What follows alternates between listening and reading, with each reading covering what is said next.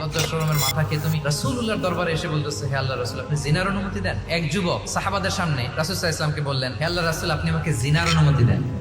আশেপাশের সাহাবারা তো রেগে মেগে আগুন। তারা যখন তেরে আসলো এই যুবকের দিকে, রাসূল সাল্লাল্লাহু আলাইহি ওয়াসাল্লাম তাদেরকে থামালেন। তখন রাসূল সাল্লাল্লাহু আলাইহি ওয়াসাল্লাম বললেন, তুমি কি পছন্দ করবে যে কোনো পরপুরুষ তোমার মায়ের সাথে এই জিনাটা করুক? সে বলে, লা ইয়া রাসূলুল্লাহ, না, কখনো না। তোমার কন্যার সাথে কেউ এই পাপ কাজটা করুক, এটা তুমি মেনে নিবে? এটা তুমি পছন্দ করো? হে আল্লাহ রাসূল, কোশ্চিন কালো না। তুমি কি তোমার প্রিয় বোনের সাথে কেউ এটা করুক পছন্দ করবে? কেউই তো পছন্দ করবে না। তখন রাসূল ইসলাম বললেন, তুমি যার সাথে জিনার অনুমতি চাইছো সে তো কারো না কারো মা, কারো না কারো মেয়ে, কারো না কারো বোন। তুমি এভাবে কেন ভাবতে পারো না? সুবহানাল্লাহ।